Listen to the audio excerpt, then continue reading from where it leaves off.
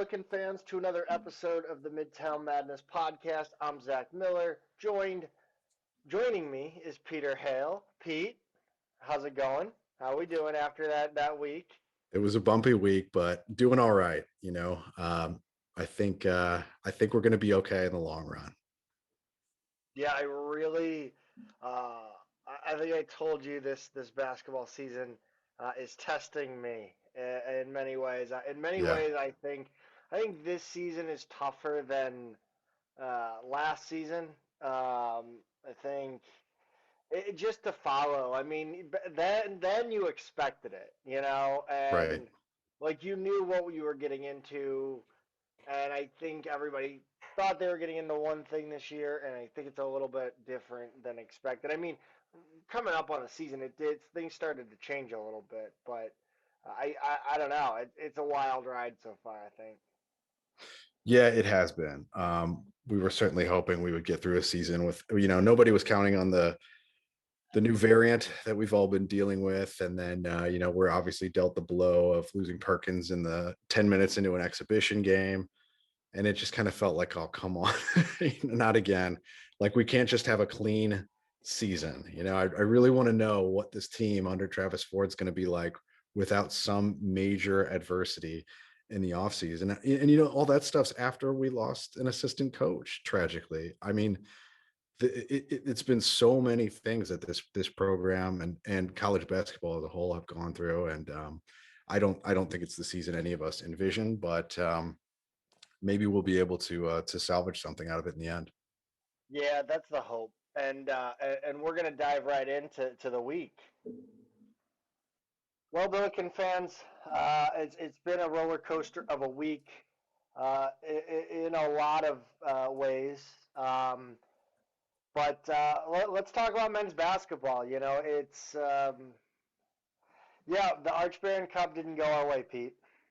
No, it didn't, and I really wanted it to because we had lost the last four going into this one, and I was in the house for this one as well. I think I've been to every SLU game at Dayton that I've lived in Cincinnati, except maybe last season, just because the pandemic and everything. But really had high hopes for this one, and you're right, didn't go our way. Not much did in this one. What what is the experience like as a visiting fan at UD Arena? I went and I don't think I'll ever go back. And it's not like I just with my fiery nature, it's just not a good situation for me to be in. But what is your experience like being a more mature, subdued human being than me? Well, first let me ask, how long ago did you go to a game there? I was still in college, I think. Okay, so that was And they've actually renovated the arena inside and out. It's actually much nicer. It's still the oh same yeah, no, I have shape and no shell. problem. Yeah, Oh no, I mean like I don't you want just to mean deal with an away hospital. arena. Yeah, Yeah. yeah. I've heard that in terms of, and I've never been to VCU, but the two kind of hardest fan bases to deal with in the conference are VCU and Dayton. I don't have that firsthand experience with VCU, but I've got a lot of it at Dayton. I've probably seen just as many, if not more, games there than Chaffetz in the past decade, just because I live, an hour away. Um, their fans, even though I could not have been more subdued in this game, I go in there and some people had masks on, and it was a super cold night, hoods and coats and whatnot. So there was nothing like me walking into the arena that showed I was a SLU fan. And then I bought a cheap seat, so I was kind of up in the top corner. And Up at the unwashed. that's right. And it's not like, and it was just me, so I wasn't making a whole lot of noise, not going crazy, anything like that. I probably had some like shaking my head or hands or whatever reactions to certain things that happened. But when I got up and left, two guys just started yelling at me, just screaming, "Goodbye, get out of here!" Like all like I was like, I could not have been more low key and subdued. I did nothing to earn it. But yeah, no matter what, those Dayton fans, they find a way to kind of harass you, at least on the way out. It happened to me the last game I went, which was our game right before the pandemic started in February of 2020. some we kind of got into it with a fan on the way out. And yeah, that's just for whatever reason it just happens at Dayton, man. I've been to other A10 gyms and not really had any problems, but that's how they are. You mentioned not a lot went right. One thing that did go right in this game, 3-point shooting. Yeah. Yeah, By the way, I need to fully disclose. I turned the game off. Just a rough week. I turned it off with 10 minutes to play. But I mean, I did really enjoy watching shoot threes in this one. we were 9 of 16 for the game, and it just begs the question why we didn't shoot more. And I think that probably carried over into the Fordham game, which we'll get to. But that's pretty good, pretty good 3-point shooting. And for whatever reason, we just, as the game went on, not really moving the ball well enough, not finding guys out on the perimeter. Um, but as you know, if you said 9 of 16 is what it's going to be, and that we'd go 10 of 12 from the free throw line, I kind of thought like, well, if our efficiency is that good in this game, maybe we did win this one. But unfortunately, that wasn't the case. And one of the things Sully said in our preview of this game was that Dayton kind of lives and dies by the three this season. And they also only shot 16, and they shot a very respectable 7 of 16 from three. So it is one of those games where probably both sets of fans are coming away going, we really could have worked that 3-point line a little bit more in this one. Yeah, I mean, I think it's painfully obvious though that the issue in this game was turnovers and Yeah. points off turnovers. Dayton gets 17 points off causing 15 Billiken turnovers, whereas SLU only gets 10 points off causing 12 Dayton turnovers. So, I mean, you look at like you said, it was an efficient night all the way around. 42.3 from the field, not great, but decent. Um, the 9 of 16 from three, 10 of 12 from the line. It was an all around good offensive game, save for the turnovers. And once again, it falls under the primary ball handler. Well, that's the thing. It's maybe not a bad offensive game on paper, even though Right. maybe 42% not where you want to be from the field in general. It's not far off. But when you're watching this game, you're watching our offense go down there, and not a ton of movement. We weren't getting much in transition in this game in general, and you had too many possessions where Yuri is getting in deep. He's getting in underneath the free throw line, and then didn't really have a plan. Like I don't know what this offense was, and we've kind of seen it a few games now where he gets in a little deep and doesn't necessarily. He'll kind of look around and maybe Jimerson's covered or not where he expects him to be or something like that, and he doesn't have a whole lot of options. The thing that really got to us early in this one, and I guess that was true the whole game. Dayton, they're a young team. It's a lot of freshmen playing, a lot of first and second year players. They are pretty long. They're pretty long and they're pretty athletic. This is a team with a lot of talent. They're going to be a problem for a number of years. They put a little pressure on us early, full court pressure, and converted some turnovers from that.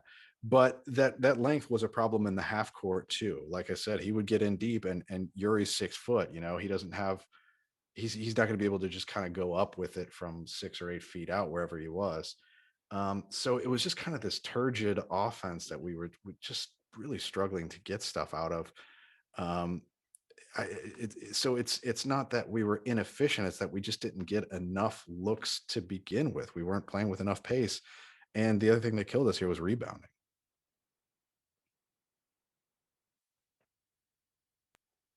Yeah, the rebounding is so tough because again, you're without Martin Linson, who's not a great rebounder, but he's better than Lassina Traore at least in catching the ball and bringing it down. Lassina struggles to catch it, and he settles usually for tipping the ball out, or it ends up getting lost.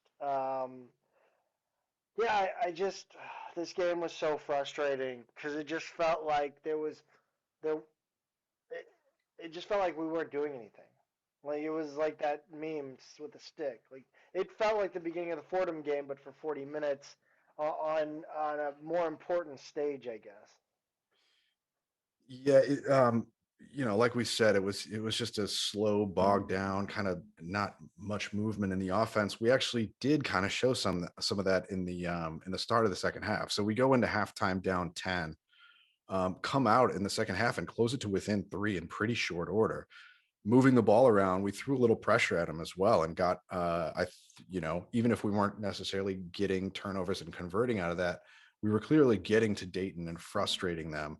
I don't think they expected to see that. And then kind of over the course of the half, we kind of slid back into that same pattern of just kind of the offense that was just kind of grinding and not really generating a lot. And then of course, by the time we kind of start to figure it out again and make a run, it seems to be too little too late. This was a game, it was kind of interesting where at the under four media, I don't remember if it was like 320 or something like that. A lot of people got up and left. They felt like they had the game in hand. And then over the last 3.5 minutes, SLU really chipped away and chipped away and chipped away. And the people who didn't leave at that 320 mark kind of had to stay until the end. There were a lot, like by the time he left, there were a lot of people who had kind of started to leave and then stopped and watched the TVs on the way out because they were like, I'm not 100% sure this thing's over. So it was definitely a frustrating game in a lot of ways. Yeah, I mean, anytime you lose to Dayton, it sucks because then you got to deal with the fan base over there, like you said. But yeah, I just don't. What I don't, I guess I don't understand is why we don't use Hargrove more from three. I mean, the dude is cash. Like he showed that he's at least still on some point cash money in Fordham. But I mean, he's awesome when he gets open looks at three. I mean, if they're gonna grab and clutch and hold on to Jimerson for 40 minutes, let's throw Hargrove off the same plays. Yeah, we probably need to put him in motion a little bit more. Hargrove is not a guy who shoots his three in a variety of ways. He basically needs a little time and space. And if he has that, like you said, he's cash. But Jimerson has a much quicker release. He can shoot it while, out of a lot of different situations, moving different directions. Hargrove kind of needs to be set. And yeah, I don't know why you don't throw him in motion a little bit more. Hargrove's also he's not great with the ball in his hands. Right. Um, so Although he did show a little bit different against Fordham. He did. true. Yeah. Early in Yeah. the second half, I think. He had a couple tough turnovers in this Dayton game. He kind of has a habit of, off a press break, he'll kind of stop and pull it up a little bit too soon. And he kind of holds the ball away a little far away from his body. And he lost it twice like that. And both were pretty brutal ones in Dayton. But I don't disagree that we do need to get a little more creative in terms of getting him and other guys looks from three. It's clear, we've talked about this all season, it's clear that Jimerson has been scouted to where he's going to have a shadow the entire game. And now that he's emerged as our number one scoring threat, even under those circumstances, that's just not going to change anytime soon. The last team that kind of took it easy on him in any way, he had 13 3-point attempts against, and I think that was Boston College. So it's not that he's not trying to get looks.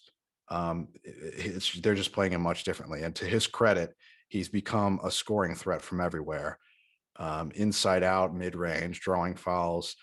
I give him all the credit in the world for not just being a set 3-point shooter, because there are a lot of college players who fall into that trap, and he's not one of them.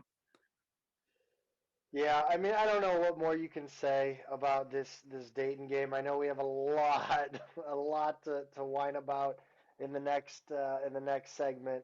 Any final thoughts on this Dayton game? Yeah, a couple final thoughts on here. I know the officiating was driving you crazy, judging by our official Twitter account during the game. And after. And I will say, it's not the reason we lost the game. We kind of went back and forth with Sully about this. It's not the reason we lost the game, but it doesn't help when you've brought the game in the second half to within three, 43-40, And the under 12 media comes when they call a fourth foul on Yuri Collins. And yeah, that may have been a foul, but I don't know about the ones before that. And it was a game they called pretty loose for the most part, except when they didn't. And there were just times where like we'd have like consecutive touch fouls.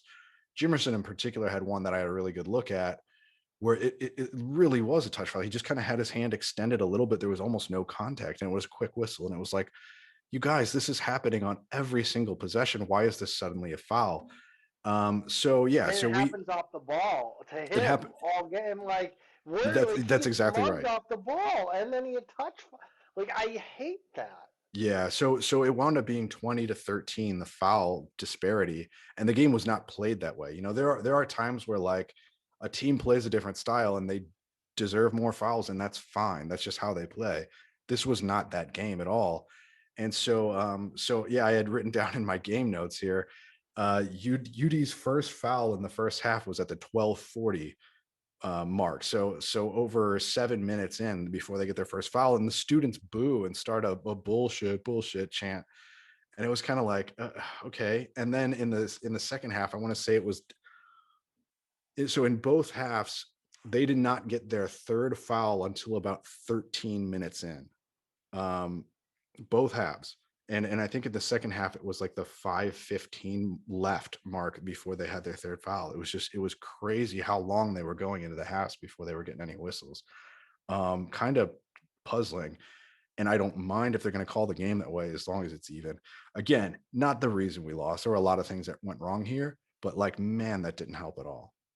I The other, still, oh, go well, ahead. I wanted to talk about the officiating kit because, of course, I had a problem, and my problem with Dayton Bigs is they set the most egregious illegal screens, two hands extended half the time, pushing away.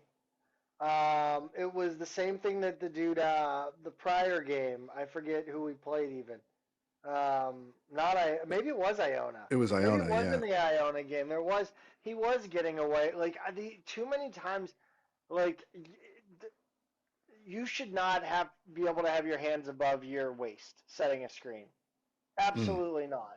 And I've seen too many times where he'll set the screen like this, or he'll pull his hands away. Like, he'll do the, hands over the crotch position, and then he'll pull them away and then push the guy. Like, Or slip his feet a little early.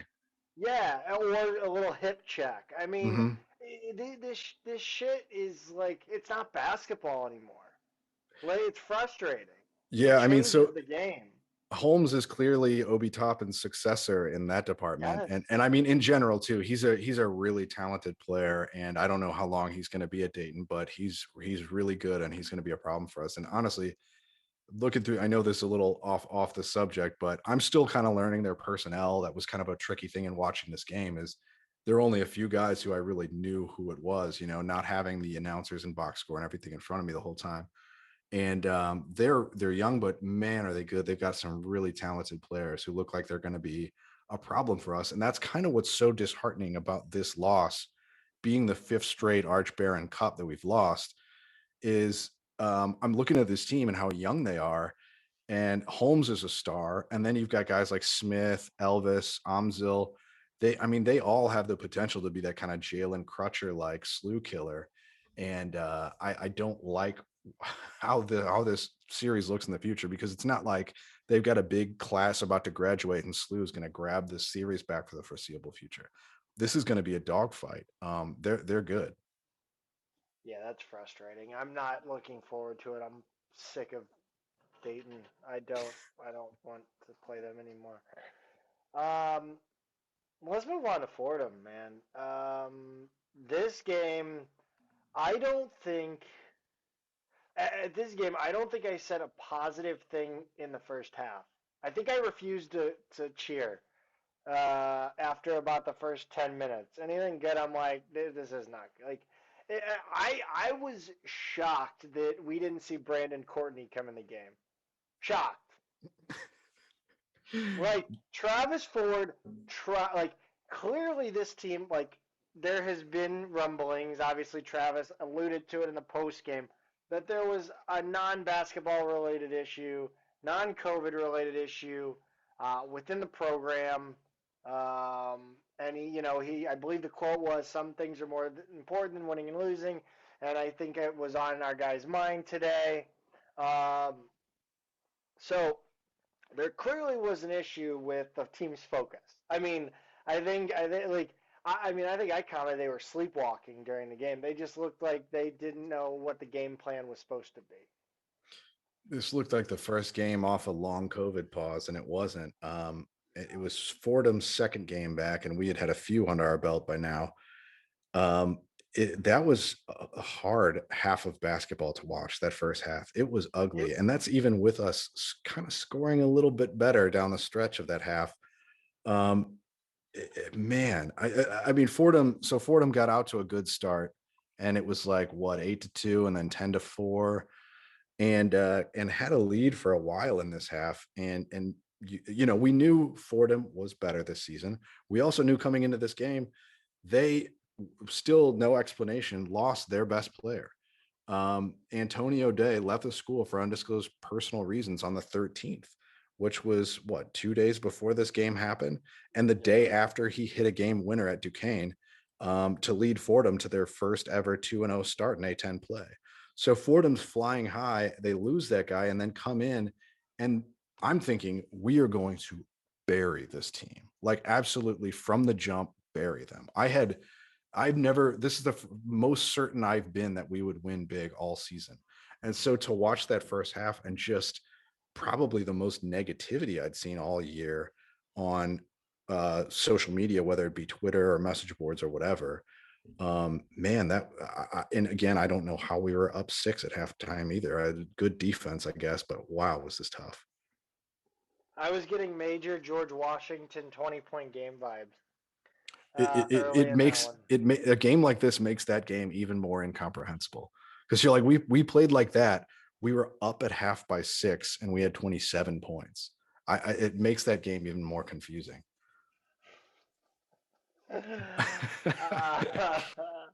uh, no, I don't. I was the grumpiest I've ever been at Chaffetz, and that includes Santa Clara.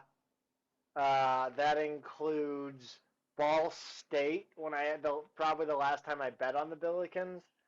Um, it, just I had enough. Like I contemplated leaving at halftime. It was so bad. I mean, even when the announcer announced Dr. Chaffetz, he called him Rick. Hmm. Like that's how bad this day. Like that's how bad that first half was.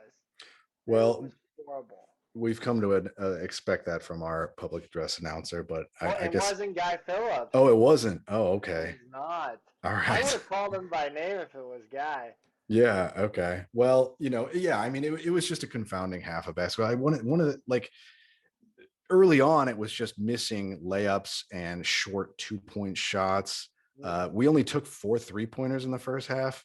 But then as the half went on, it was just turnover after turnover, and just like point blank turnovers too. Like I explained to my wife, I was like, I feel like I'm watching grade school basketball. Like the way that they were turning it over was just the kind of stuff that's instructional level basketball. Like, what are you even doing? Really, just I think I said it was just confusing to watch.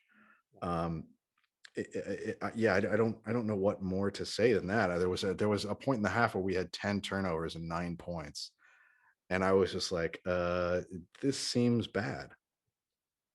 Yeah, it was really bad.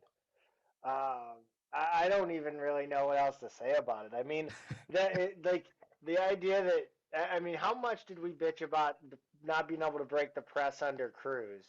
Yeah, yeah, Like, we've definitely got to work on that press break, because putting 2 guards in and then putting all the other 3 guys way at the end at the other end, that's not a press break.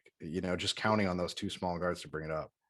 and they're not exactly. I mean, they're not like Yuri Collins is a great passer, but his ball security is suspect. It really is. It's what's going to keep him from the next level. So it keeps him from being an All American. Yeah, those aren't blow Um, by guards. yeah, no. So again, We shoot 5 of 10 from three. So that's 2 games in a row we've shot 50% from beyond the arc. Yeah, Oh, sorry, which 5 of 20. Sorry, yeah, no, wait, no. They shot 5 of 20. We shot 5 of 10. yeah, we're just not shooting it enough from three. Which I don't understand. Look, as ugly as the offense was in this one, even though we did improve in the second half. You got to give credit to SLU's defense here. They held Chuba Ohams to 8-8. They didn't force a whole lot of turnovers here. Fordham only had 10 turnovers, but they just didn't get good looks. And on the occasions they didn't make most of them. So a little luck there too. But that is something that could be said for the Dayton game as well. Our defense actually has been pretty good these past 2 games. As frustrating as these games have been to watch. I'm curious your take on the 4 minutes for Markai Strickland. I know we're getting a way deep dive into who played and who didn't or whatever, or minutes played. But when Markai Strickland entered the game, the reason I'm asking is because when he entered the game, Travis ripped him a new asshole. And I think it was an inspirational, like yelling, like this is your opportunity, go take it. As he So I'm was wondering, going like, in, yes, yes. okay, So it was like, this was the conversation I had with who I was sitting next to. Is like he said I took it as, this is your shot. I'm yeah. giving you an opportunity, and then he only plays 4 minutes. What did you see in that 4 minutes from him? Because I mean, I struggle to keep track of a lot of the minutia being in the arena. Yeah, well, I mean, and some of that stuff, like you just explained, like Ford, really being animated as he goes into the game, is the kind of stuff that I don't see on TV. But honestly, not a lot. I mean, he had 2 turnovers and nothing else in those 4 minutes. I, and with both him and another guy he brought in for just 3 minutes, Rashad Williams, I don't necessarily. I don't feel like okay, Strickland's been given some chances here, and there are some other guys who aren't getting minutes at all. Um, whatever, but he's getting these little chances, and I just don't think that he's necessarily being put in a position to succeed, if that makes sense. I don't think the situations and the times that he's coming in, he's necessarily being given the best opportunities. Now, he did start that one game a few games ago when we came out of break, and unfortunately had 2 quick whistles. So you do kind of wonder if he doesn't pick up those fouls. Maybe that's the game that where he kind of breaks through. But the other guy, Rashad Williams, only getting 3 minutes. I've said this in other formats, but Williams is one of these guys, volume shooter. That's what he is. He's not a ball handler. He's not a distributor. He's not a high level defender. He's a volume shooter. If you bring him in, you need to give him like 5, 8, 10 minutes straight to give him a few attempts to kind of let him, get a sweat going and get in rhythm, because that's when he's effective. If you look at his game log from Oakland, he would have a game where he goes like 9 for 12 from three. And then the next game, he might go 2 for 8. But he's a guy who needs those minutes to kind of be effective in what he does. So bringing him in for 3 minutes, he might get 1 or 2 attempts, but he's not going to give you what you want out of him. If you either need to play him or not. Yeah, I agree. I don't understand a lot of the minute distributions, especially when it comes to the guys towards the end of the bench. I like what we've seen, or what DeAndre Jones has given us in his minutes. I think he's been a nice complement to Yuri Collins, although I don't think it's the best partnership. As far as just I don't know if they truly gel together, and I don't know if you see something different. They did in the second half here. When he first came in and they were next to each other, you were kind of like, okay, this isn't working at all. But to their credit, nobody was working in the first half. I don't understand what happened in the first half. But I think over the course of the game they did, because you look at the end of the game and Jones ends up with 9 points, 10 rebounds, and 3 assists. So we kind of settled into a nice game after that. We've seen some recent games where Collins winds up with some pretty high rebounding totals. It seems like one of those two is going to grab kind of those long rebounds. But regardless, they did kind of get into more of a rhythm as the game went on. But I agree, those two together maybe isn't the kind of look you want to run. 25 plus minutes a game in conference. One of the kind of moments in the game I thought was kind of where you knew that it was the Billikens were going to pull away and pull it out. Francis Okoro turning it on in the second half. I think I don't have the number in front of me, like I don't have the half distribution. But if you told me that he went 0 for 4 in the first half and 5 of 5 in the second half from the field, I would tell you, yeah, that sounds about right. Yeah. So what yeah, so he's five of, yeah, right. Exactly. He's 5 of 9 in this one. And I completely agree with you because I think he made 5 in a row in the second half. I in think the first half, I started counting them like they were Yuri assists. yeah, I think he had at least 3 of those misses in the first half because I can remember a couple of those in particular where it's either like he doesn't dunk it when he could dunk it, or you just wonder how he missed the layup. If he could kind of clean up his finishing, he could push 65% for the season from the field. Um, he's had a lot of kind of point blank misses that I don't necessarily understand. And it always feels like, because of the nature of those misses, it always feels like he's missing more than he actually is. Because I think he is still over 50% for the season. But yeah, credit to him for also kind of settling into a good game eventually over the course of this thing, and bringing home 10 rebounds. Rebounds were actually a big factor here. We out rebound Fordham 48-26. Now, we do have 13 offensive rebounds, and unfortunately, second chance points were not good there, only getting five second chance points. But winning the Battle of the Glass here did wind up being one of the deciding factors. You pointed out, I think, on Twitter, because God knows when somebody has something like insightful to say on Twitter, it ain't me. Um, so you had a thought on Messina Traore in this one. You Yeah, were impressed. and I shouldn't have called it a hot take. I was just trying to be a little cheeky there. I hate the phrase or whatever, but his defensive minutes on Oham's were better in the first half than Okoro's. Thank God Okoro figured it out in the second half and turned it on. But Traore, I thought, played up just straight up defense on Oham's better. Seemed to be frustrating him. Baited him into some bad shots, and then after he'd miss, scoop up the rebound. I thought his defensive minutes were great in the first half. As as hard as that first half was to watch, maybe I was looking for silver linings, but I think there are some signs of things that he's done out there um, that are promising, and he did end up with 9 rebounds in 17 minutes. So there are definitely some pieces to build on there, even though he's still pretty raw. Yeah. Any final thoughts on this one? I mean, let's. I mean, like I said, this game was like I said on Carter Chapley's Twitter space after the game. This game really was a hangover.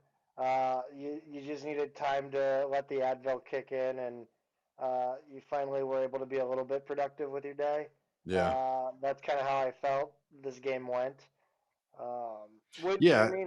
I mean, they kind of were suffering from a hangover if whatever happened was really that unnerving. Yeah, you're right. And hopefully we get more clarity. And because our first thought was maybe it's related to, we did have 2 guys out for COVID reasons, Thatch and Linson. Linson said he was out for COVID reasons in this one and didn't bring up his ankle. So maybe he was ready to go, and then had a positive test. So hopefully we see those guys back. If not the next game, next weekend. Um, but just a couple extra points in this one.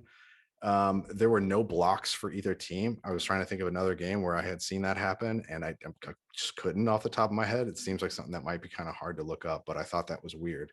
No blocks. We talked about the 2 players who were out for COVID. This was Ford's 100th win at SLU. He's the 5th coach to reach that mark, so that makes him, the 5th winningest coach in SLU history. Hopefully, with a lot more to come. And I think that's pretty much the game summary here. I think if I'm making one more point, Jimerson finished with 19. He was 2 of 3 from three. He was 3 of 4 at Yeah. Dayton. So again, 2 of 3, 3 of 4. Dude's just not getting enough looks from three. But at the same time, he has scored 42 points over the last two games. So he's finding a way to be effective and get points. So all credit to Jimerson for that. But let's keep trying to get our guys some looks out there. I'd love to see Jimerson shoot off the dribble more. Just pull up three.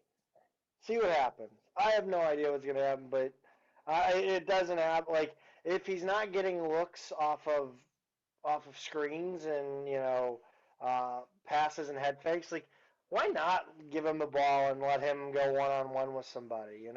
Yeah, but how often does he have the ball in his hands outside the perimeter when it's not just going to be a shot? You know what I mean? Like there aren't many instances where he's moving with the ball between the half court line and the 3-point line.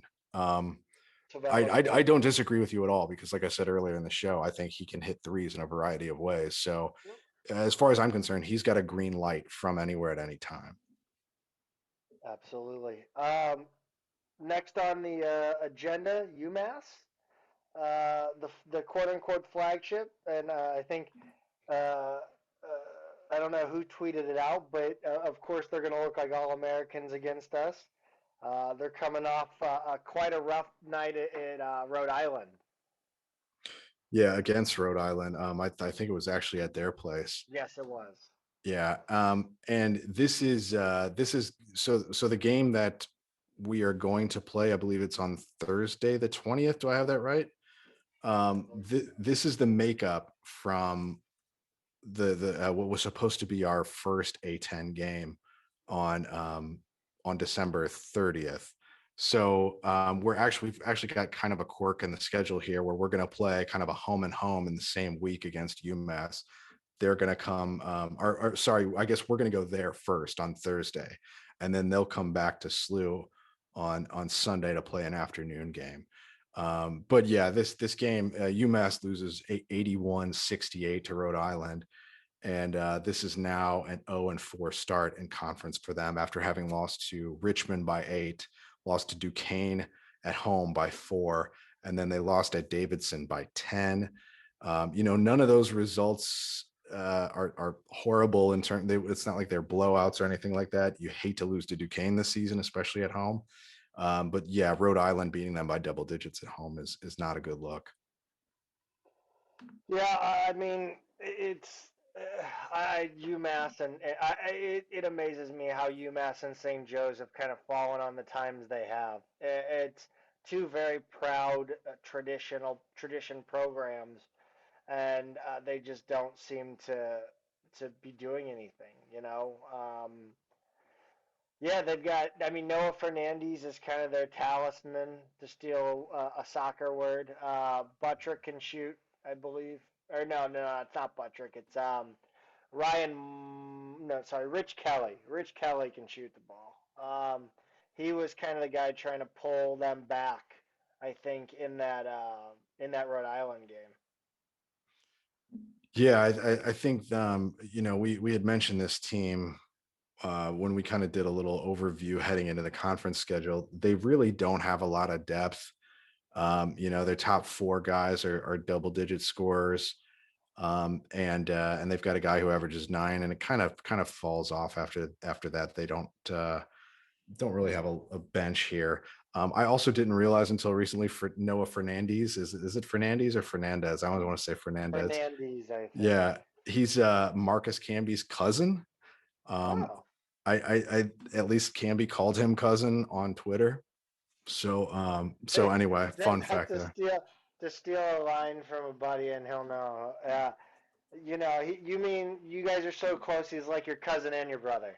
Like that's essentially what we're saying. But yeah, this has to be a win. It has to. And Travis, I'm sure will have a little extra reason to take it to UMass, and I'm sure UMass will have a little extra reason to try to get one over on Travie, as they call him. Yeah, we gotta win both of these. UMass is 0-4. They're not good this year. This is probably the last we're gonna see of McCall at UMass this season. I can't imagine they suddenly turn things around this year. But we've got to take both of these. Yeah, I think that's it for us. Oh, sorry, no, one more thing. So, piece of bad news I guess in the Billiken world, in the basketball world as a whole, but um, Joe B. Hall passed away this week. Pete, kind of fill everybody in on who he was. Yeah, so Joby Hall is it's an interesting story from a Sleuth's perspective. So pretty much everybody knows him as a legendary Kentucky head coach, and he died on the morning of the 15th at the age of 93 at home of cancer. Um, and I want to tip of the hat to Joel Hall, who goes by the Torch on Billikens.com, but saw this on Twitter in the morning. You love doxing people. Well, I think he appreciates the shout outs because he really does his Yes, he homework on some does. of this stuff. Yes, yes, And not only did he kind of bring up the story of how this related to SLU, but he shared snippets of the old Post Dispatch articles from back in the 60s when this all went down. But Joe B. Hall was technically the head coach at SLU for a few days back in 1969. He was an assistant at the University of Kentucky under Adolph Rupp, who their court is named after, legendary UK coach, who was there for decades. And he interviewed for the SLU job to replace Buddy Bremer, who had gone 6-20 in the 68-69 season, and then he resigned. And Hall signed a 4-year contract to be the head coach at SLU. And then Kentucky convinced him to stay. Basically, Rupp told him he'd be resigning in 2 years. And Kentucky, I don't know, probably gave him a salary raise and all kinds of stuff to kind of keep him to be Rupp's successor in waiting. Rupp wound up coaching 3 more seasons. And then Hall goes on to coach 13 years at Kentucky, made 10 Oh, NCAA tournaments, and 8 of those he made it to the Sweet 16 6 times as far as the Elite Eight, 3 Final Fours, and then he's got a championship and a runner-up there. So not only was he making the tournament, he was going on runs every year, and even won the NIT one of the seasons they didn't make it. But anyway, he had this reputation as a big-time recruiter, and replacing Rupp, who was famously racist. He made it clear when he was the head coach there that we're transitioning to a modern era, and he would be recruiting Black players. So he kind of was not only an effective coach in recruiting and making them a good team that made deep runs every year. He modernized them in terms of bringing in Black players to the program and really changing Kentucky's reputation that way. So he goes on to this great career at Kentucky. And in the meantime, SLU hires Bob Polk, who went 72-60 over 5 years and never made the postseason. So not a bad coach necessarily, just not great. And so this is yet another one of SLU basketball's big kind of what ifs. What would happen if he wound up being our head coach, Joe B. Hall, instead of Bob Polk? Maybe we would have seen a different era of SLU basketball, and who knows what it would have become. But instead, he just kind of becomes an interesting footnote in our history. I was gonna sleep well tonight. I really was. Thank you for telling me that we could have had a legendary head coach, and then we didn't. Well, who knows what's going to. I mean, obviously Kentucky's already the bigger and more established program if he's under Adolph Rupp for like 20 years or whatever. But you never know. I mean, the guy was considered a big time recruiter at the time, and it's I guess one of those things that's kind of fun to contemplate. But if you get a chance, if you're curious as to the articles about this, look up Joel Hall's Twitter a feed, and he actually shares like the article from right after SLU hired him. So in kind of this few day stretch before he decided to stay at Kentucky, and then Bob Bragg, a legendary Post Dispatch columnist, just lashed out at Hall basically in a column after he reneged on his contract with SLU. So both of those are pretty interesting reads if you're curious to kind of get a little more context on all of this. Uh, yeah, yeah. Joe R. L. Hall. I think it's two. Yeah, I think there's now. Yeah. But one of the cool actual kind of Bill Sweep twin Bill from Northern Illinois. That's kind of a cool little addition. They like a little it's got a box score and a little write up from the baseball team that year. So that's kind of interesting too. Yeah. Yeah. Slew history buffs. Definitely check that one out. And rest in peace, legendary head coach Joe B. Hall.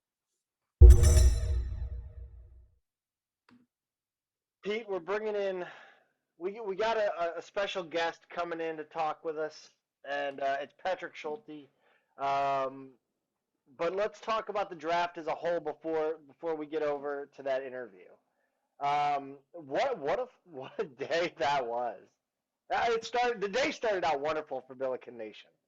Yes. Yes, it did. So, I mean, it was, it was an exciting day. I mean, I knew as the day was going on, it became clear that we were going to play the game in Dayton. We had traveled the day before, and I had a team shoot around, and there was no sign of anything. So I went ahead and I bought a ticket, got the $5 ticket with $7.95 in Ticketmaster fees, which I loved, and made the trek up to Dayton. But as I'm kind of like, laying the groundwork and planning all that, we've got this MLS Super Draft going on, and it had a lot of Billiken flavor. It was it was the day was really promising too. No, it was awesome. A little surprise. There was a little surprise. I think a lot of people took that top drawer soccer article as gospel. And why not? I mean, top drawer soccer is the premier. I mean, I guess they almost specifically deal in college soccer. They are the premier voice of college soccer in the United States. Yeah, and they also cover high school and to an extent the pros and like lower leagues and everything. They try and cover the whole American soccer pyramid as it were. And I think they do a pretty good job of that, of covering amateurs and pros all the way through. But yeah, definitely if you're a college soccer fan, they cover it pretty well. And yeah, we all got pretty excited by that first mock draft, and it didn't exactly play out but like that, but honestly, having seen enough to NBA, NFL, other mock drafts and sports, they did a pretty good job. I mean, it was clear that those top four Billikens were going to go pretty high, and they all wound up going pretty high. I mean, they were what Top Drawer Soccer had them all within the first 15. They were pretty close. They didn't necessarily have the order and the teams right, but how often do draft prognosticators ever nail that stuff? They're like weathermen. They get paid to it's like a baseball hitter. Like, it's the hardest thing to do in sports. Hardest thing to do in media is predict the weather. Sure. Um, no, yeah. No, I mean I just want to point out that I was all over the two of these 15 picks. I knew Isaiah Parker and I knew Kip Keller were uh, big time and going to be important at the next level to a team. Yeah. So I'm just tooting my own horn over here. No, yeah, Isaiah Parker going number 3. Amazing for I mean he's a guy who left as a freshman. Yeah. Yeah, and he went to FC Dallas, and he's one of these guys who's just I've said it so many times on the show, but like the first time I saw him touch the ball and take a few dribbles, it was just clear that he was playing with a different level of skill than pretty much everyone else on the field, and that his future was bright. We didn't know how great he was going to be and how fast and how much upside that the scouts would all see in him. But this is really exciting to see him go number 3 overall to FC Dallas so young. Yeah, for sure. So we had let's run down the draft. First of all, we said Isaiah Parker. He goes to FC Dallas. I mean, I think both of us can admit we don't watch the MLS. To any extent other than if it's on ESPN and nothing else on, I'll watch it. But I mean uh, yeah, I like all these. I mean, as far as like the longevity and the sustained kind of relevancy of these clubs, um, you know, FC. I mean, they are in they're in the top of the first round for a reason. They're not that good, but yeah, I mean, these clubs have rich history, save for Austin FC. Yeah, which is where Kip Keller went number 5. That Top Drawer Soccer had him going number one overall. As time went on, they were kind of saying, okay, maybe number one or number two. And then it kind of became clear the top couple teams had different plans. So he almost feels like a steal at number 5 for Austin based on kind of the pre-draft buzz. And I saw some quotes for him today, how excited he is to go down there, how much he likes the club and the city, and he's just, absolutely focused on winning. Obviously saying all the right things. So so yeah, it's pretty exciting to see him go to a new team. And you got to think, even though teams like FC Dallas and Austin aren't in great shape now, that probably means more opportunities for these guys. If you're a talent the level of Parker, or if you're a talent the level of Keller back there, I think these are guys that they might be kind of looking to build around in the long term. Yeah, absolutely. And I've been drumming up that, Kip Keller is the perfect piece if you want to start from the center back out. Yeah, that's absolutely right. A guy you can definitely build around. Yeah, I mean, he was a shutdown defender that saved, you know, Patrick Schulte a lot of work. I mean, let's not mince words. Patrick Schulte's a great goalie, but Kip Keller made some fantastic desperation saves in the box, to prevent glorious opportunities throughout the season. I think I want to say like Fordham for sure. That Fordham game that got dicey or whatever. Yeah. Um, and it was either Fordham or Duquesne in the A10 tournament. But yeah, I'm excited for all these guys. I really hope they get a real shot, and I'm sure that at least that first four will definitely have their opportunities. Yeah. Yeah, that's right. Schulte at number 12 to Columbus, and Betcher at number 16 to Vancouver. So that's only, I think SLU's now only the third program in history, college program in history, with 4 first round draft picks, which is pretty impressive, and we had 6 overall picks when you've got number 60 Chandler Vaughn going to LAFC, and then number 66 Chase Neese. Both of those are in the third round, and he went to FC Dallas to join Parker. So 6 overall picks. It's the most SLU's ever had in a single draft. So big time performance by the Billikens here. Uh, some unfortunate news, coming out of the Billiken soccer program. Uh, Former SLU All-American Mark Fredrickson passed away this week. He is a member of the Billiken Hall of Fame, and was a big part of the Billiken soccer program. Yeah, he was a honorable mention All-American in '79, and then second team All-American in 1980. And then wound up playing some pro soccer with the Kansas City Comets and then the St. Louis Steamers and Storm. So he's actually a guy I saw play some indoor soccer growing up in the arena.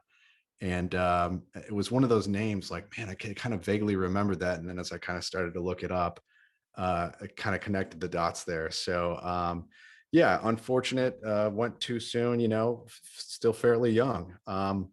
And it's always sad to lose a Billiken great, and we just wanted to kind of pay our respects.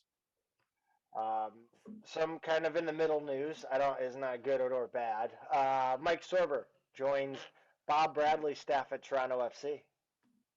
Yeah, Sorber had been an assistant at LAFC. He's kind of been bouncing around the coaching ranks, but joining Bob Bradley, who's a pretty well respected guy within coaching, especially within MLS, former men's national team coach. And this is, I think it's a pretty good move for Sorber.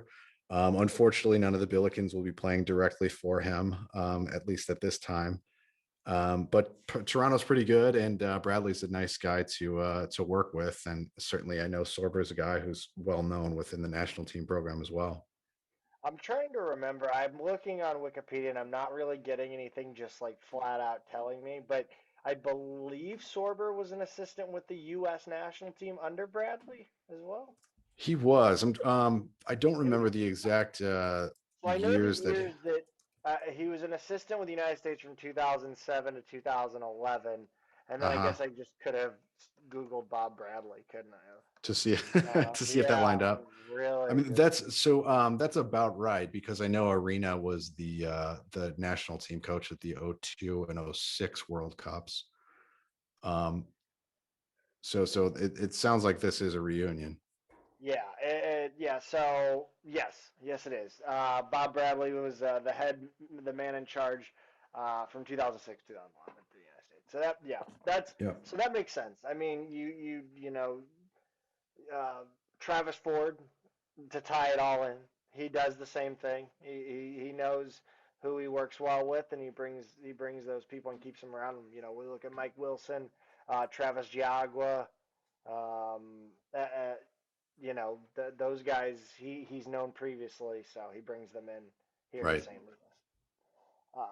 Yeah, that's all we got for soccer. I think. I mean, we can. I'm just gonna pause there. I'm gonna stop there. I lost it. All right, Billiken fans. We are bringing on the newest member of the Columbus Crew organization, um, Patrick Schulte. Patrick, thanks for taking time with us, man. How's it feel? No, first off, thanks for having me. But it feels really good. Just got up here yesterday, and this whole week's been crazy but exciting. Um, what what were they? You see the mock drafts and everything coming out. When do you kind of get an idea of where you're gonna go, and how much of a lead time do you get to where you know for sure who's taking you? The mock drafts and all that, they're all different. Everyone's got their own opinion. So I really just listened to my agent. What my agent was telling me, what teams were interested, where he saw me falling. So that's really who I listen to, and where I go for my information. But the lead time, he found out right before the pick, but I didn't know. He told all my friends that he was standing by, and I think someone got to my dad, but he let me have the thrill of finding out in the moment. So That's cool. Did you do you do like individual, do you meet with teams or do workouts for them, or is it kind of like one big workout? We cover a lot of basketball here and are kind of yeah, used to the NBA draft, and I'm just kind of curious how it's different. yeah, it's similar in a way. We have a combine, and it was during the Final Four, so it was a week after we lost to Washington. We all went to North Carolina. And there was 44, I think, guys. They took you through skills testing, testing your 40-yard dash, your quickness, your jump, and then it was just playing 11v11, just trying to get this, see guys in their position and where they might be able to play as a pro. And then while you were there, there's, all the teams are staying in your hotel. So you have individual meetings. I know some guys, even after the combine had Zoom calls with teams. So, it's kind of similar, but you don't have the individual workouts, I think. So by the time you get to the combine, are the guys there? Do you know you're all going pro already, or are some people like heading back to college because maybe they're not ready yet for whatever reason? Yeah, no, it's all different. There were a lot of freshmen or underclassmen that were at the combine, and to go pro in soccer as in college, to go into the draft, you need to get a thing called Generation Adidas, which is only offered to underclassmen, and it's basically guaranteeing you a contract. And the only way you can get that is if a team says that they're going to take you with their pick in the first round, and it's only offered to a select few guys. So this year there was only 8 of them. Previous years, sometimes there are only 4 or 6. But so that's the younger underclassmen, and then some guys that were seniors that were eligible for the draft that could have went, but then once they talked to their agent or whatever, they could have decided to take their COVID year. So it's kind of all different. What's the process of signing a Generation Adidas contract? I mean, it's kind of a different. It's something that I think a lot of people aren't used to because with MLB, NFL, NBA, all the teams sign with a team, whereas Generation Adidas is not technically on the team's payroll, right? Yes. So it's the teams go to the league basically, and then the league will pay your salary for however long that contract is. So the team has your option on your option years. Your team has the choice if they want to sign you or like re-sign you back for your 4th year, whatever, however long your contract is with the options. And the MLS is paying for that, but they go to the MLS and say, we really like this player, we're going to take him with our pick, and then the MLS will go to the player and the agent and say, look, we're going to offer him a generation Adidas contract. Would you guys take it? If yes, then they write you up your contract, and then you can negotiate kind of all that jazz. And then the contract gets transferred to the individual team after that. Yeah. So from my standpoint, I have my contract, and I signed it with the MLS before the draft, so I was guaranteed this money, and then that goes when the Crew signed me. Then I basically become a Crew player, but the league still pays me. So, but the Columbus Crew still have all the say in what they do with me. But yeah. You mentioned talking with your agent and how, he kind of guided you through the contract process. Did you, were you in contact with any alumni, Billiken alums? Did they give you any sort of advice, and who might that have been? It wasn't an alumni that went to SLU, but goalkeepers. We have like a small group called the Goalkeeper Union. Probably heard about that. But so I got a lot of professional friends that have been through the league, that have played professional for 7-8 years. So I've talked to a lot of them, and then I talked with Kalish a lot and the coaching staff.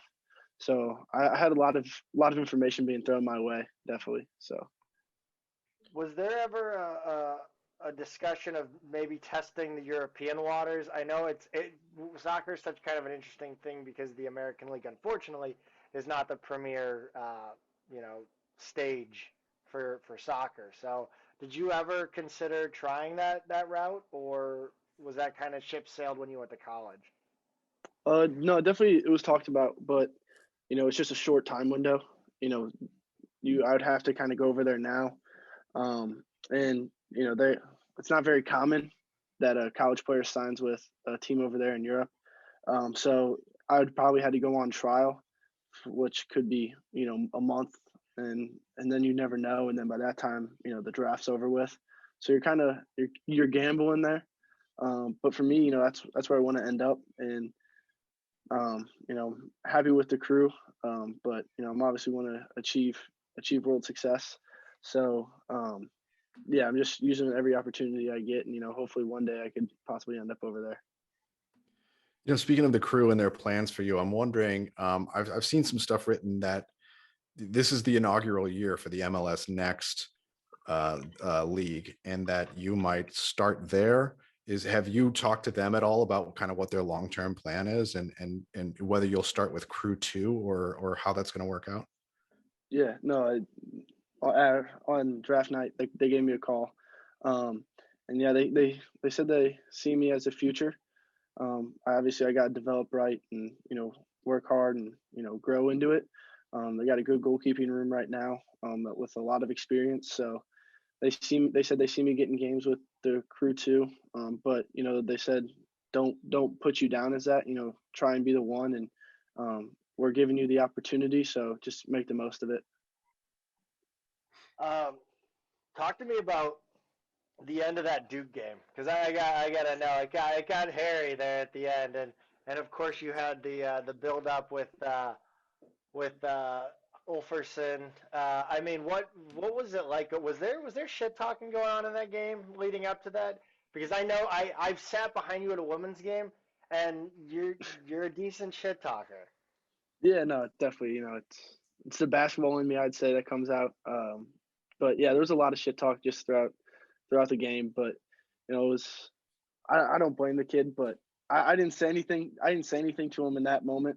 It was just, I think it was just the emotion of the game. It was a high stake game, and it was chancing the Elite Eight, and your season just kind of gets ended. And I don't think he meant to do it, but it's just your emotions getting the best of you. But yeah, there was quite a bit of shit talking, throughout each team, both teams going throughout the game.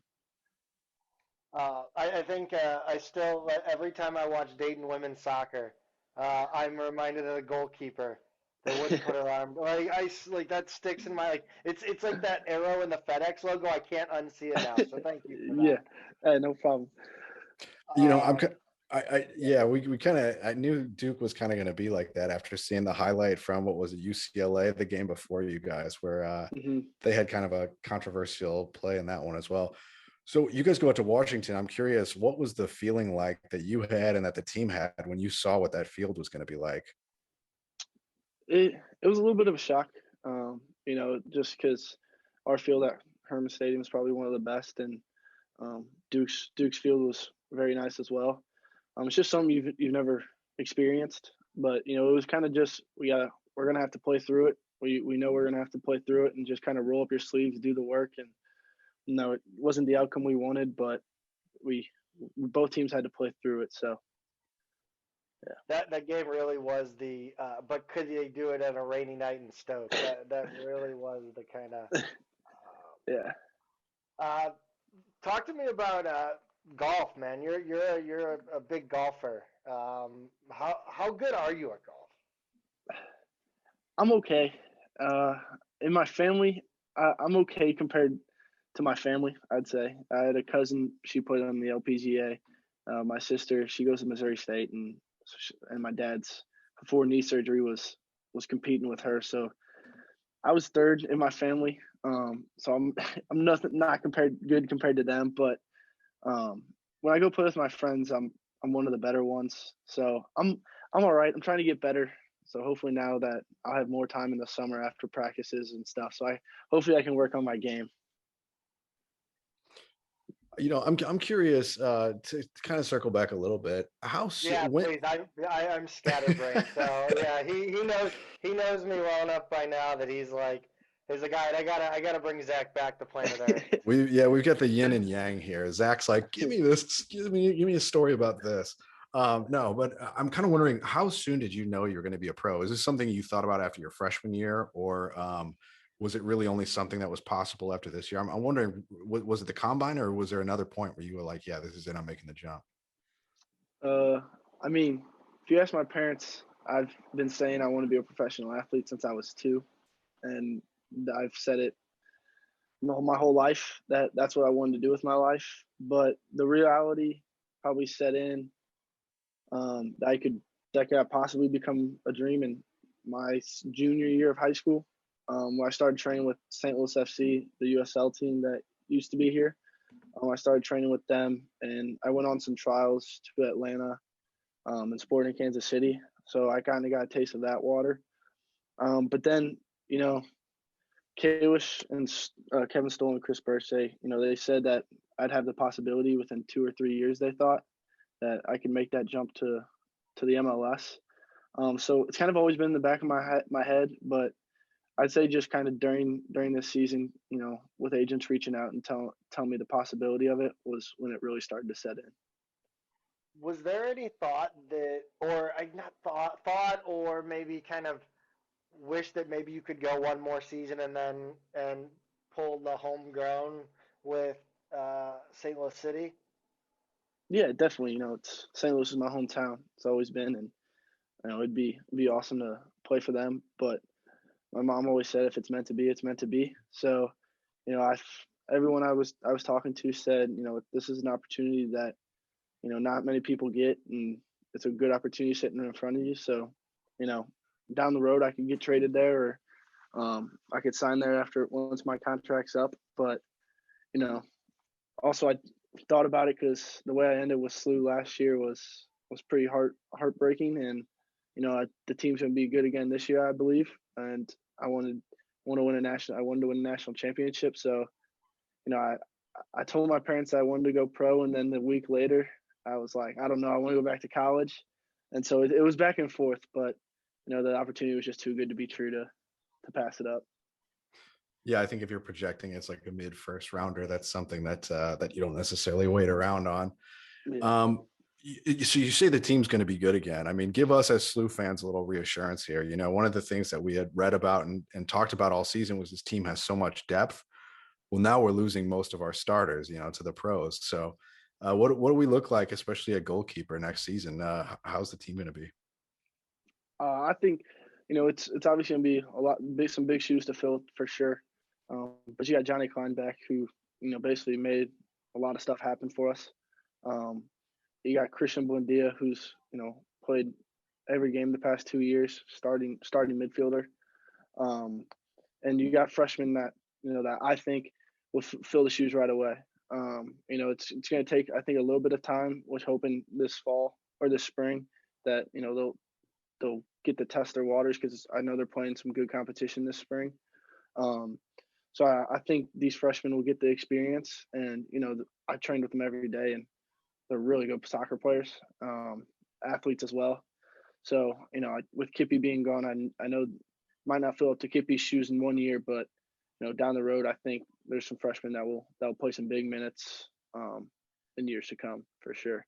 And then at the goalkeeping position, there's a sophomore Grant Calvert and a freshman Yuval Sade, that if I was out injured, I would trust both them in net. They're going to battle it out this spring as well. But I'd trust both of them, and I know they're going to make us proud for sure. You mentioned Kip, and I wanted to talk about him and the rest of the cohort that went into the MLS from the team. Did you guys have kind of a group message going or anything, kind of leading up to the draft? And did everybody go where you expected, or any surprises? Or yeah, we had a group chat. And we were talking throughout the draft. To be honest, I thought Kippy dropped. I thought he was going to go 1 or 2, to be honest. Just with conversations I've had with people throughout the league, and mock drafts, and teams and what they need. I definitely thought he was going to go higher than 5, but I think Austin's actually a good spot for him, where he could get minutes right away if he just shows himself. But no, I think Isaiah was a little shocked with where he went. He also couldn't hear himself when his name was called, which I thought was pretty funny, because the stream was all messed up. He was like, I didn't hear it until they said my name on not the interview, but the broadcasting room. So I think those two kind of were a little bit of a surprise each way. But I also think where they went, they'll have a lot of success. And then Simon and I think was pretty spot on. How big of a as a goalkeeper, your center back is he saves you a lot of trouble in the end, right? How good? We saw him make several last minute tackles in the area. How good is he at his recovery and just being a great center back? Oh, he's phenomenal. Probably one of the best I've played with. He'll always come out of nowhere, and same with Chase Neese. They both made some tackles where I was like, where the hell did you come from? Or they'll put their body on their line, whenever it's needed. But Kippy, you got to reel him back in, because he was a center mid 3 years ago, so he'll want to drift up into the midfield and kind of just let him roam. But if you bring him back and he stays dialed in, I think he's one of the best there is out there. So what's next for you? What next steps in terms of transitioning to Columbus? You move there soon. It looks like you're in a hotel now. What's coming up next? Yeah, so got here last night. Had some physical testing this morning, physical, and then some performance testing. And then I got it as well tomorrow. But then we go to Fort Lauderdale on Tuesday.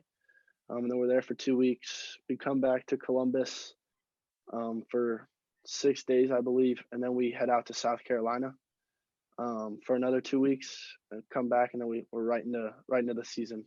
So right now, I'm just kind of settling into Columbus. But then when we get back from Florida, I'm going to start looking for an apartment. Trying to just settle down here, and hopefully I stay here for the year. It's a nice town. I like Columbus. I'm 100 miles down the road in Cincinnati. I know there's a bit of a rivalry with FC Cincinnati, although FCC is not too good yet. But yeah, it's a good town. So I think you'll enjoy it there.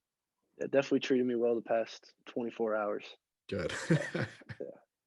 I think Patrick's first Ohio Derby. I think that'd be a good reason to come up to Cincinnati. They call it the Hell is Real. Right, I don't know if it's Hell is Real, right? They just call it Hell is Real because there's a kind of infamous billboard about halfway between the cities on the highway. It's like and it says hell. It just says hell is real. And so the soccer teams have kind of taken that on, and that's what they call the rivalry. That's pretty funny. I did not know that. Yeah. If I let you go and didn't ask you about Sam Rowan, I'd be not doing a very good job. So Sam and I are distantly. I couldn't even tell you how. My mom's like, your cousin," and I'm like, I don't know, Mom. But yeah, I was. He's headed to Belmont. How much were you looking at Nashville? Because I know you guys are kind of boys. Yeah, he's actually also my cousin. I think he's my second or third. His grandma and my grandma are cousins, so there's some connection down the line there. But it was pretty funny because he was over at my house on draft day, and when Nashville's pick came up, you just heard him on the sidelines, please, please, please, or like him just saying a bunch of stuff. And I would have loved it. And I've been to Nashville; it's a great city, and a kid I used to play with, Jack Mares, who's also a phenomenal center back, is up there as well. And Joe Willis, who's also a St. Louis native goalkeeper, is a starter there, and it would have been awesome to obviously learn under him. Also came from the same goalie coach and stuff. So there was a lot of connection up in Nashville, which would have been a cool landing spot. But yeah, no, I'm happy where I'm at, but would have been cool to go there as well. Well, that's awesome, man. Hey, I really appreciate you taking the time to talk with us, and hopefully you'll be either coming to play a road game here in St. Louis or somewhere, maybe Sporting KC, and we'll get to catch you in action live in the MLS, man. It's awesome.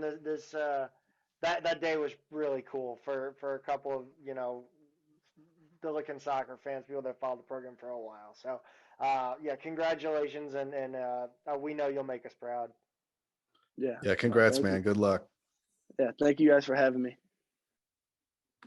All right, Pete. Let's take things over to the women's basketball side of things. They finally got a game. I feel so bad lately. Like, I was thinking about it today. I'm like, oh, we're going to talk women's basketball. We haven't done that in like 2 months.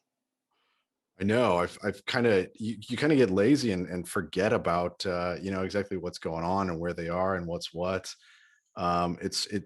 It's really been a blow. It reminds me how much of a blow it's been to fans to have these long shutdowns in the middle of the season, right? I mean, fan interest is a really fickle thing, especially when you're talking about a sport that's not necessarily a primary sport that's on TV all the time or getting a lot of media attention. You have to work to follow it.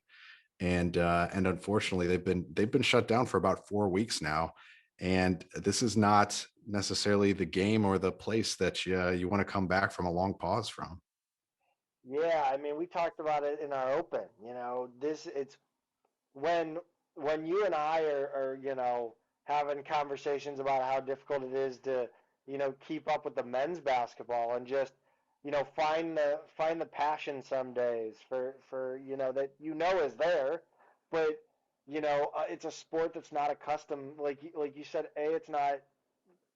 It's also not accustomed to schedule change, right? Like, sure. Baseball, we're used to a rain out every now and then, or a pause in play. But with basketball, like, I mean, if your team's not killing it this season, it's got to be tough.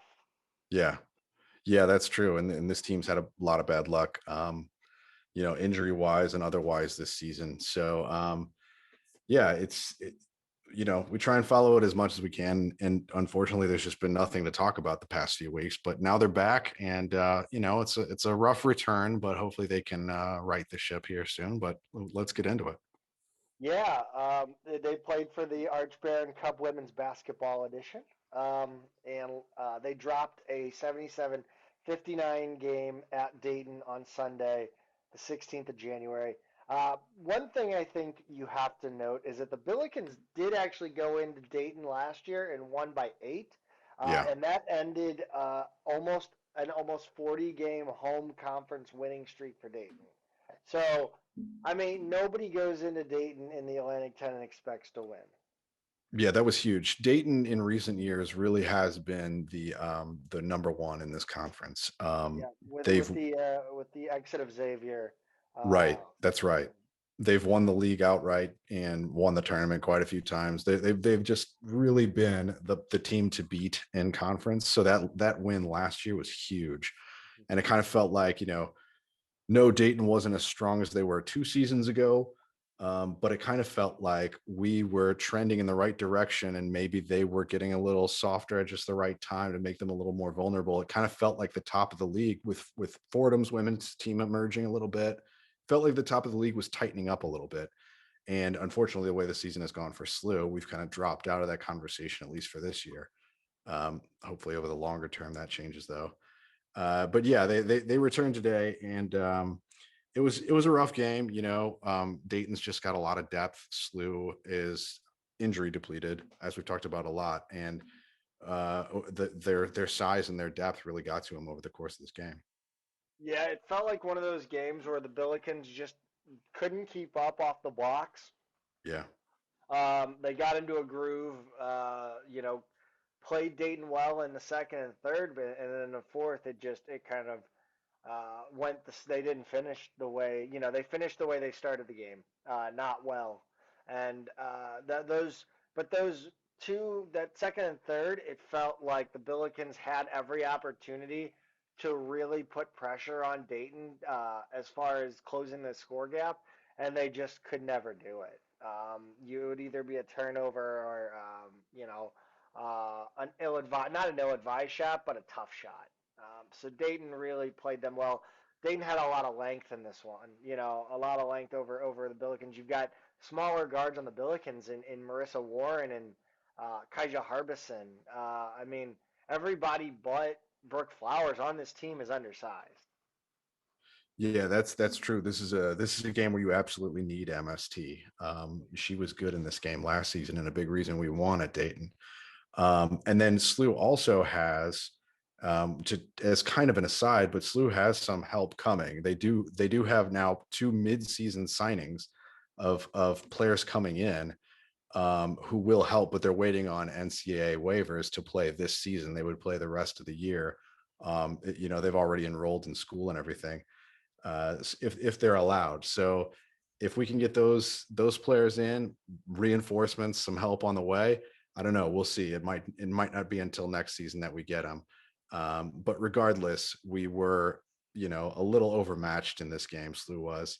You had a good shooting performance from Harbison. She had 24 on 10 of 18 from the field. She did have 6 turnovers.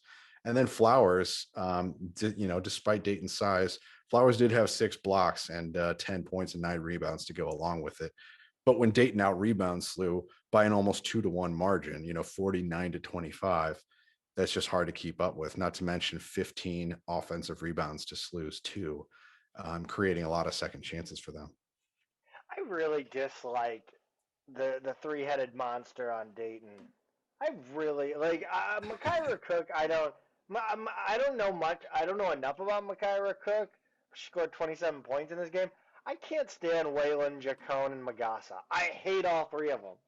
They are. Like, I have really strong opinions on them, and I've seen them play maybe 3 times. I Waylon, just dislike them. Waylon is one of those names. She's a grad student now, so Yeah. she's been there a long time and feels like she's been there since we joined the A10. I just feel like every year we've played Dayton, I see Waylon's name at the top of the box score. So yeah, she's definitely one of those players. Yeah, I think we're getting a lot of the Perry Ellis phenomenon with everything that's happened with adding years and it's a mess. It really is. But It yeah, I mean is. you can't against a team like Dayton, you can't start the way they did. You can't put yourself in an early hole like that. Yeah, and a good way to do that is not making a 3-pointer in the first half. SLU was 0 for 6 in the first half, and not getting to the free throw line. SLU didn't shoot a free throw until the third quarter. Our men's team, I want to say it was a game at Richmond back in the Majerus days. It may have been the same season where we scored 20 at GW. We had a game where we only scored 2-pointers, no Yeah. threes, no free throws. I think they were like, I don't remember what the 3-point attempts were, but they barely got to the line and just missed all 2 or 3 free throws, whatever they had. And that's kind of what SLU's women did here in the first half. And it reminded me how rare that is and how weird that is and how not a recipe for winning that is in college basketball in 2022. Yeah, it really isn't. But Kaiser Harbison looked like Kaiser Harbison, still playing her heart out, and Marissa Warren looked really good in this one. In the flashes of good that we had. But you get killed on the boards. Points in the paint, not bad. The Billikens were only beaten in that category by two, I think. So yeah, this is a team that's missing again. I th- I mean, it's what I've been trying to tell people when people get upset about whatever's going on in the men's team. Dude, we don't have a different, like, we're missing one of our main big difference makers. Yeah, Like, it's I true. don't know. It's It's not true. the team that was supposed to be out there. So Both of these teams were dealt basically the same blow in the beginning of the year. And we every single game you're reminded of that. Like, how nice would it be to have MST in this game? How nice would it be to have Javante Perkins in that game? They always seem to be that piece because of the way the roster has been constructed. It's very obvious what your missing piece is from game to game. um, let's talk about the additions of the roster. I know we discussed Ronnie Noira on the show, but I don't believe we've talked about Anna Maria Prifty. Um, yeah, Right. what do you know? What have you seen about these two additions? Because it's they look like impact players on the surface. Yeah, and I will admit to not being able to find a whole lot about them. Anna Maria Prifty. I'm not sure if we're pronouncing her last name right, but she is from Greece. So an international player is naturally not going to have a ton of information available. There's not a whole lot about her on Twitter. She does play for the Greek in their national team program for the under 18 team. She's 6 foot tall. She will come in as a freshman with 4 years of eligibility, and so she should add some nice depth to this team right away if she can get in there and play. Ronnie Nora, I know we've covered her before. She's the younger sister of Milwaukee Bucks player Jordan Nora. Went to Georgia Tech and opted out last season, the COVID year, and then opted to transfer this season. So she committed to SLU back in the fall and signed, hoping to become an immediately eligible player. So there's a chance we could have two more players down the stretch here if everything goes as planned. But I don't know. Anything I'm missing on either of them? No, I do think it's interesting that the Billikens have added um, two players of uh, you know foreign descent, or not foreign descent, but foreign citizenship, I guess. You got Saval Goal and now Anna Maria, and I think it's an interesting kind of trend. Yeah, it is. And I think that's just kind of what we're seeing in basketball in general. We've seen this in our men's team too. We always have international players. It's a global game, and if you're not recruiting the whole world, you're probably missing something. Yeah, I'm wondering what the change is. I wonder if it has something to do with Brittany Lang joining the coaching staff. She's the only change since um, you know uh, that has happened prior to adding two internationals, because I don't think we've had one up until this point. So That's under it. Stone, I mean under Stone. Yeah, that's a good question. I'm racking my brain now, but that is something that merits a little more investigation on our part. So we'll have to follow up on that in the future. Yeah, for sure. Coming up for the Bills, a couple games hopefully. Wednesday the 19th against St. Bonaventure at home, and then Saturday at home the 22nd versus Duquesne. Uh, St. Bonaventure comes in with an 8-6 record, 0-4 in conference. Duquesne 6-10, 1-3 in conference. even a depleted Billikens team should do well in these two games. I think these are the two games you're going to want to have to get back on that horse and start trying to rebuild this season in conference. Two lower tier teams coming in at home. Definitely feels like the formula for kind of getting back on track. St. Bonaventure, we talked about them in the preseason, having that. I think that at the time they were 8-2 or 8-3, but they had a net ranking of like 255 or 260 or something like that. So their record looked good on paper, was kind of fool's gold because they play such a bad schedule, and now they've come to the A10 and started 0-4 and kind of shown that to be true. Duquesne never really was that good. 6-10, 1-3.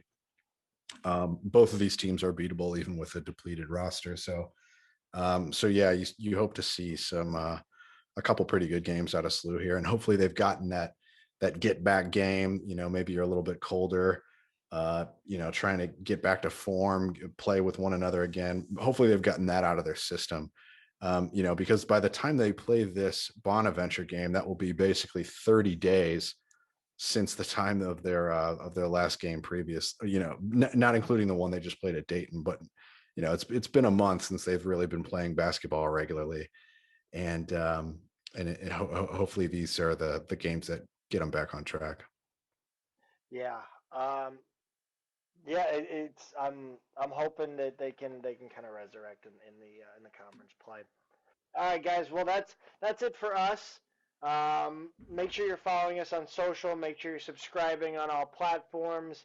And watch the YouTube every now and then. It's kind of fun sometimes I mean, I'm my facial expressions kind of tell a bigger picture, I think, than just my audio. So, but yeah, check us out everywhere on Twitter, Midtown Mad Pod, Zach Miller MMP, Peter is a tweeter, all that good stuff. Thank you guys so much for listening. Go Bills. Go Bills.